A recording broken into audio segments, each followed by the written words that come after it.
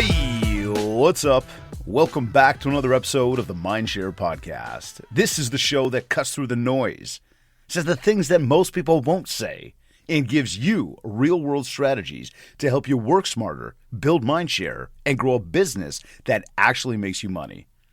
I'm your host, David Greenspan. The Blue Jays are in the World Series, and this is episode number 359, dropping on Halloween. So today I figured we'd have some fun. Well, I think we should always have some fun, but let's face it, there's something haunting every real estate business right now. And it's not ghosts, it's not goblins, it's not monsters, but it's the clients who disappeared. The leads who were so hot until suddenly, poof, gone. They stopped replying. They stopped answering your calls. You got ghosted. And the truth? It's not just frustrating. It's costly. All that time, that energy, the marketing effort, and nothing to show for it.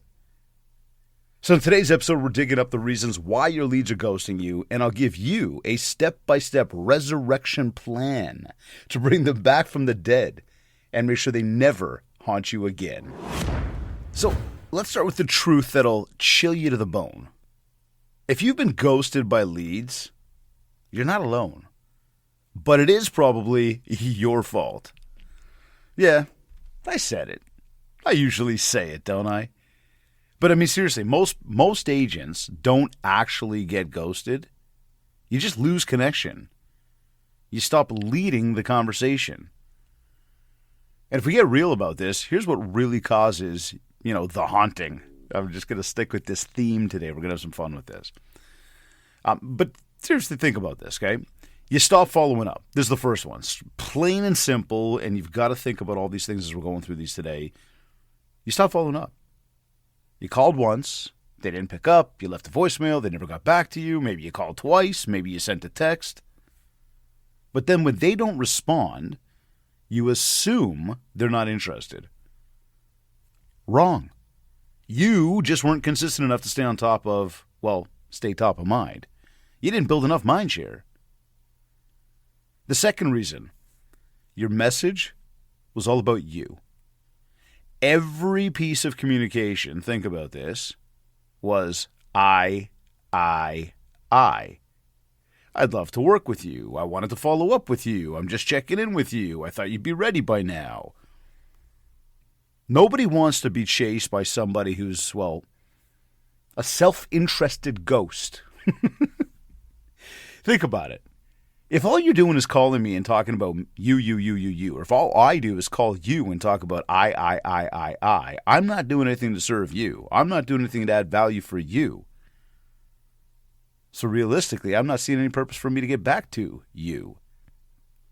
And that really brings us to the third reason here is that you really don't give people a reason to re-engage with you. There's just no sense in it. They got what they needed. They had the first conversation. There wasn't anything there of total value. And that's kind of the reality that when most follow-ups actually die because of the lack of value. They lack value. You're not giving enough. And if all you do is check in, you're really easy to ignore. But the contrary to that is if every single touch point if every single touch point you do, whether it's email, whether it's social, whether it's, a DM, a text, a phone call, most importantly, if it adds insight, if it solves some sort of problem, people begin to pay attention. So when you think again, what's causing people to just up and just disappear on you, that's driving you crazy, that's haunting your mind, you stop following up.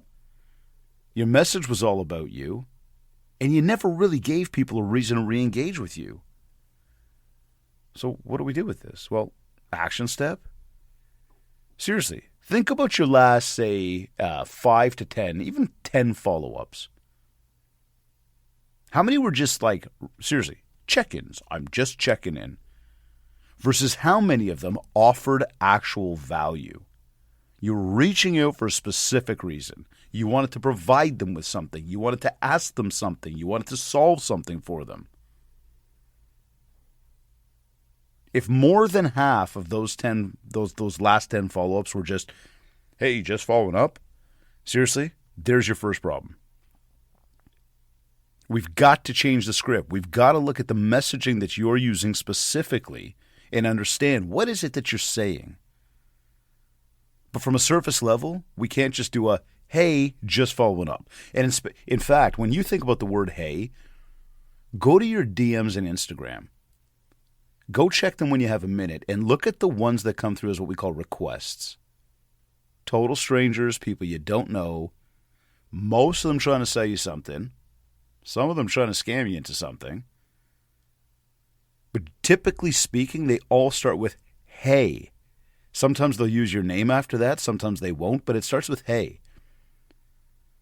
Now, I'm guilty. I mean, I wouldn't use the word guilty, but I would tell you that, like, in my emails, there are times where in my emails, like those mass emails that you get from us, it'll say, hey, so-and-so, whatever your name is. And if I know you, I know you, but I can't see you right now, so I don't know you. Like, you get what I'm saying? Like, I don't know who you are right now. So I'm going to say, like, your name. But it says, hey, so-and-so. Fine. There's an email blast that's coming out, but we don't use it all the time. When you think about a message to somebody you know, if they recognize your name because your name is in their phone book, then a hey can work. When you're going out to somebody that you don't know all that well, again, a lot of times right now, a lot of this, the bots, the spam, the scams are coming through leading with hey. And then to that point of just following up. I'm just going to slide in here real quick and just see if you need me. Well, no, I don't. Go away. Shoo. Like, not that necessarily people say that, but like the idea of just following up, again, that's a problem. So again, we need to look at your messaging, and I'm going to encourage you to do the exact same thing. Think about the messaging. Think about what you say to people, and ask yourself, am I adding value? Okay, let's keep moving here. Here's where things get, and we're keeping a theme today, but here's where things get spooky. Okay. Every single CRM, especially real estate CRM, mind you, just CRM, I guess not maybe necessarily especially, it all depends on how you use it. But CRMs can become very, very easily a graveyard. Filled with names of people who were almost clients. The lead who said, call me next spring, or that buyer who needed to, I need to just save a little bit more. I want to see what the rates do. Or, the seller who said, we're not ready yet. You know what they really were? They were future clients you forgot about. Think about that. You just didn't do what you were supposed to do. You didn't do the follow-up. You figured they're going to call. You figured, I'll follow up, but you never did it. The good news, though, is that most of them aren't actually dead. They're just buried under that sort of inaction of yours. The fact that you didn't do anything. So let's talk about how to, resurrect them from the dead here. First one, seriously, dig them up. Pull a list of everyone who's gone quiet in the past 6 to 12 months. These are what we call your ghost leads. Think about that. And if you're tracking every single opportunity that comes, across your plate by email, essentially through the door, if you're tracking everything, you're going to know exactly who these people are. If you're not tracking it and you've been totally passive about I'm not going to call them leads, we're going to call them opportunities. You've been totally passive about all the opportunities that have come in, then you don't have the data to dig this up to truly know who these people are. Which means even more, you've got to be looking at your systems and processes, your game plan, and asking yourself, what am I doing to stay organized? What am I doing to truly build enough mind share so I'm getting the market share? And how am I making sure I capitalize to generate positive ROI on every marketing dollar spent? You've got to start with tracking. Everybody that comes in, and this is something we do again with our coaching clients, we provide what's called a deal tracker. And we track the source of every single deal. Then we work to convert those deals. We can also keep our eye on who those deals could be, and not that every single one of those people necessarily will turn into a deal. But when I'm tracking all the opportunities that have come in, I've got everybody in my bulletproof follow-up system. Now I can ensure that I'm actively and passively in touch with them and building enough mind share so that I do get that market share. From there, I can easily see who came through, came across my plate, came through the door over the past 12 months. So again, we want to resurrect all these leads. First step, dig them up. Pull a list of everybody who's gone quiet over these past 6 to 12 months. Again, those are the ghost leads. Let's get back to it, in touch with them. And I mean, if you're using a CRM like Kits, I can tell you for sure, you'll be able to do a very quick search as long as you're keeping the data nice and clean. And another nod to why you want to keep your data clean. I know everybody hates doing the data. Oh, I don't want to sit behind a desk and do all this stuff, and it's boring and nobody knows what's going on and it's such a waste of time. But no, it's not. Because the more data we have, the more we can dive in to figure out what's working, what's not working, and where can we double down. The next thing you could do here is, and I guess this is an extension to like if you're using the Kit CRM, and I know many, I don't want to say most, many other CRMs will provide this to you, but think about searching by last contact date. So again, in the Kit system, you can actually filter to show anybody that you haven't spoken to in the past, again, I don't know, call it 6 to 12 months. Because there's a creation date for each contact record. So when you go into the Sales Hub and you literally do a filter, search, last contact, it's going to pull everybody up that you haven't spoken to. And you give it, a time period. Then what you can do is you can either export those people or you could tag them as call it ghost leads. And that, again, becomes your starting list. That's the place where we begin. You can filter it by pipeline stage. It depends on, obviously, again, how much data you track, but maybe you're tracking things that show people going through like a nurture process, then a cold process, or a no response process. We're cross-checking these things against our follow-ups, right? Searching by tags or notes, right? Keywords like maybe you put things in there, they're not ready, or follow up later. The bottom line is we're trying to filter the database. Now, if you're somebody, and I'm not going to like this if you are, but if you're somebody who lives mostly like your database lives in, let's say, your phone or just like an email system, not good. Okay, that's not a CRM. That's not how we run a business, and we've got to get that in check. We need to put that into a system, a proper CRM system, so we can do better than just checking a sent folder. I mean, think about it, right? If you're just operating off the phone or you're just operating off the email system and you go into a sent folder and you type in something like, and we just talked about this, but checking in or following up or still interested, whatever a common theme to a subject line might be that you use, that'll pull up the people that you most recently were in touch with. And then you'll be able to, I guess, figure out like who didn't reply to you. Same thing if you're using texts.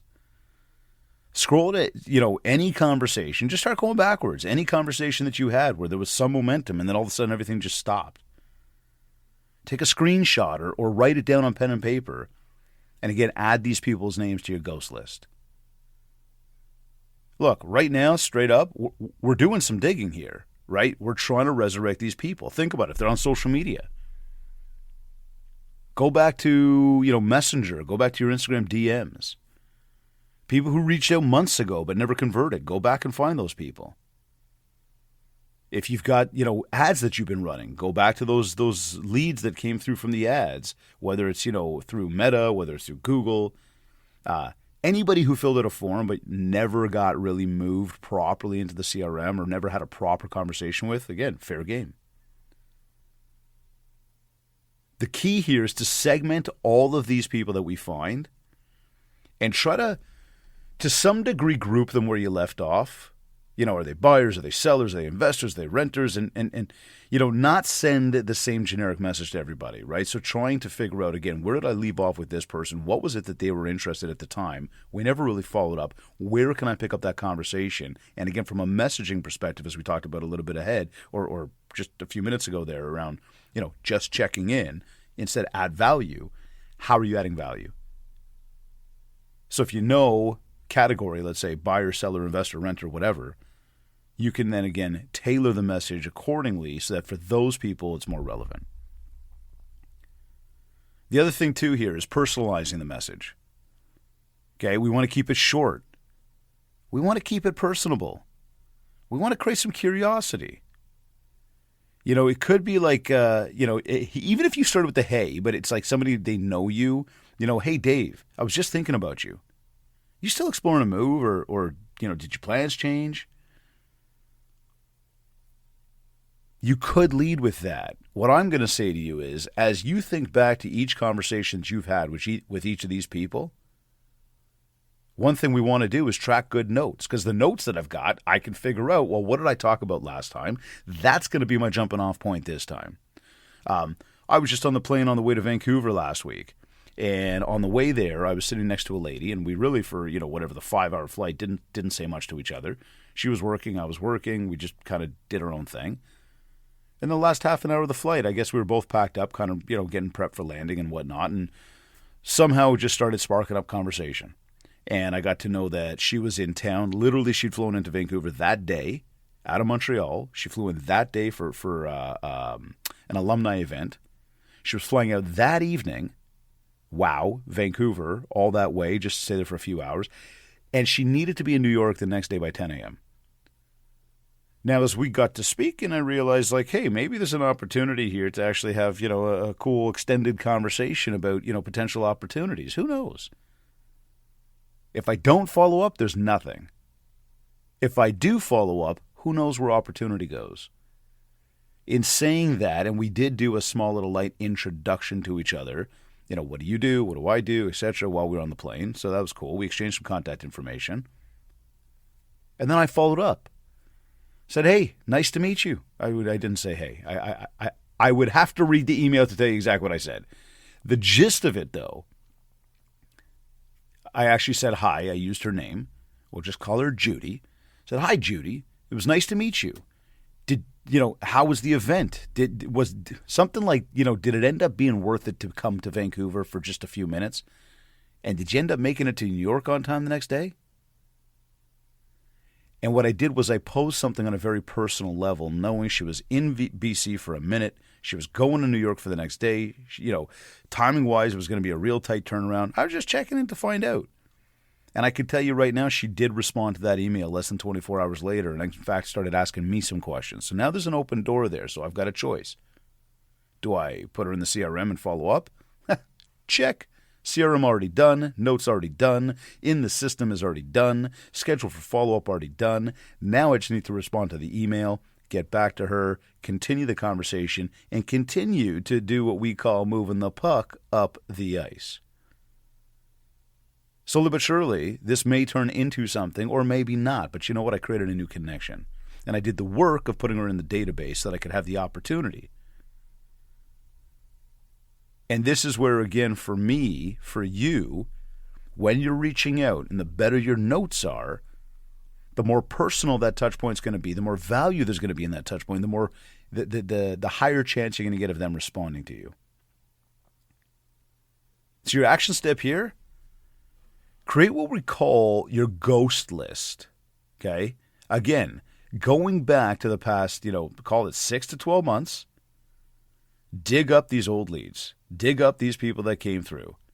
And I gave you some tips here. If you're using a CRM, searching by last contact date, pipeline stage, checking tags and notes. If you're, you're just operating off of like people who are in an email list or a phone, again, check some of the subject lines. Look through all, old threads of text message. If it's on social, or even ads, go through and again, do a filter of old DMs. Review the lead ads that came through. Then take all those people and segment them. And then what we want to do again is personalize a message to each person so we can see if there's opportunity. Again, export, segment, and write a, re-engagement message for each of those categories so you have a sense of what you want to say. All right, let's take a quick commercial break here. This Halloween edition of the MindShare Podcast is brought to you by our partners who keep your business alive and thriving. Kids Keep in Touch Systems, the CRM and marketing platform that keeps your clients from ghosting you in the first place. REM Real Estate Magazine, the trusted source for stories, strategies, and industry insight that help you stay sharp. And Revel Realty, redefining what a real estate brand can be through collaboration, creativity, and community. Support the brands that support your growth and make sure you're not the one disappearing from your client's radar. All right, let's talk revival. Okay, a resurrection plan. Seriously, though, here's how you bring your ghost leads back to life. We just talked about digging them up. Now it's about reconnecting through value, okay? And as we talk about value and extending on that and extending on the messaging that we just were mentioning there prior to the commercial break, send something that's useful, not something that's salesy. A market update, pricing insights, a video tip, even just a personal note. Hi, so-and-so. I saw a home sell near your area. Reminded me of, the combo we had last spring, etc. Again, relevance. We're using something that's around the corner. Kits has a geo search feature. You can actually go in there, type in the person's address, and from that address, it's actually going to give you a whole bunch of other properties around there, even people in your contact list that you might be able to pick up the phone and call. So if you had a buyer, even a listing that you just sold or a house that you just helped somebody buy in a neighborhood, do a quick search. See who's around there. See who you could tell more about it, right? Again, we're connecting through value. We're sending something that has some relevance, because again, relevance is going to equal attention. Another thing to think about is changing the channel that you use. Okay, so for example, if you've been texting, hey, make a phone call. If you've been emailing, maybe add a video to that. If you've been calling, maybe go by and see them. And it's not that calls mean you have to go see people and emails may mean send a video and texting means send a call, but the idea here being, you're using one particular channel. Don't just isolate to one channel. Let's break that pattern so we get noticed. So think about that. Is everything you're doing real quick and easy through an email? Well, if you're not having enough success with that, let's try a different approach. Reposition what you're offering. If the conversation died because timing or money wasn't right, again, shift. Change the question. Change the approach. Maybe it was a money thing. Maybe it was a rate thing. Let's find out what's going on now that rates have started to drop. But what we want to do is we want to change up, again, what we're actually asking and how we're going about asking it. Maybe it was a timing thing. Hey, would it help if I kept you updated on listings that fit the timeline? You're just trying to help them understand that you know what their situation is. You understand their situation. You understand their time. You're not being robotic. This isn't some drip campaign or action plan that's on full automation.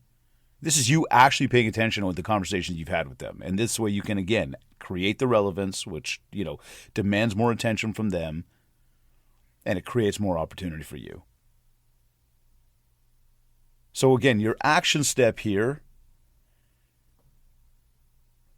pick a handful of names from this ghost list we just created. And then think about these 3 steps, okay? Reconnecting through value, changing the channel that you're using, and repositioning your offer. Do that within the next 48 hours. And just see who engages, who's going to re-engage, what worked, what didn't work, and then keep building from there. Again, what we're trying to do here is resurrect a lot of these dead leads. They were there once upon a time, you had the conversation, and I know the big fear that comes up, and people say it all the time, well, but I don't know, is it too late? Should I have called earlier? Yeah, you probably should have called earlier, but so call now. Yeah, but I don't know. Okay, fine. You just stay there scared, eating your Halloween candy while one of your competitors comes and takes your business. I mean, seriously, what are we talking about here? There's no fear. There can't be fear. I mean, you know what? Fine. Let's accept it. There is fear. It's okay. You can have it. But take action. Don't just sit there scared. Take action. Be the one who stands up and fights those monsters. All right. Sliding into our final sort of stretch over here of today's show. How do we stay ghost-proof year-round? And really, if you've been listening, taking some notes, and actually paying attention to what we're talking about today, you would realize that we've already really talked about this. However, let's break this down a little bit more. Just a little further so we kind of go, okay, what am I doing here? Okay, because again, the best way to stop leads from ghosting you, seriously, never let them forget you exist. As I like to call it, build the mind share. Again, the mind share equals the market share. Step one is to systematize. Okay, systematize your follow-up. I alluded to something called the bulletproof follow-up plan. Internally, within our kids community, we call this the 10-year plan, and it is your bulletproof follow-up plan. The idea behind the 10-year plan is that we don't just follow up for a year or 2 years or 3 years, but we do it for a minimum of 10 years. And really, 10 years is just a number to put on it. We actually talk about, just infinitely staying in touch with people. Now, if they tell you to fly a kite or they go work with somebody else or you just absolutely don't like them, sure, cut them off the list. However, if the person lives in a home, has a roof over their head, at some point, they're probably going to make a move somewhere, whether there's somebody from Group 1, people you know, or Group 2, people you don't know. Specifically today, we've really been talking about, ghosted leads. People have, you've ghosted, they've ghosted you. So again, step one, systematize. When I say automate your database touch points, automate really means we're going to put these people in a system. We're going to ensure that they're automated. They're set up for automatic communication, calling, for example, let's say direct mail newsletter, an email newsletter. Then they're also set up for, through automation of reminders and using, call it the AI within the system to remind you, hey, it's time to call Judy. And you see Judy's name in your schedule, and you go look up the notes, and you see what your last conversation was, and then you never forget to get in touch with Judy again. And now between our email and our direct mail, these passive touch points, and us remembering to make the call, remembering to check in on social, potentially using a different channel such as text sometimes to make that touch point, now we've got a mix of the active and the passive. And again, we've automated through the system, we've systematized the system to remind us when these things need to happen.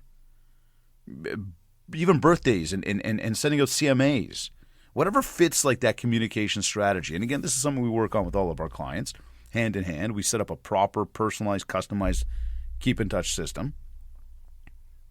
We build a lot more mind share. So step one here, to make sure people aren't ghosting you, systematize. Don't just leave it to your phone. Don't just leave it to the email list. Don't just think that you're going to remember. No, you're not. There are deals falling through the cracks every day because you haven't systematized. The second one here, not just systematize, but humanize. Okay, humanize your marketing. Don't just send stats. Send stories. Talk like a person, not a salesperson.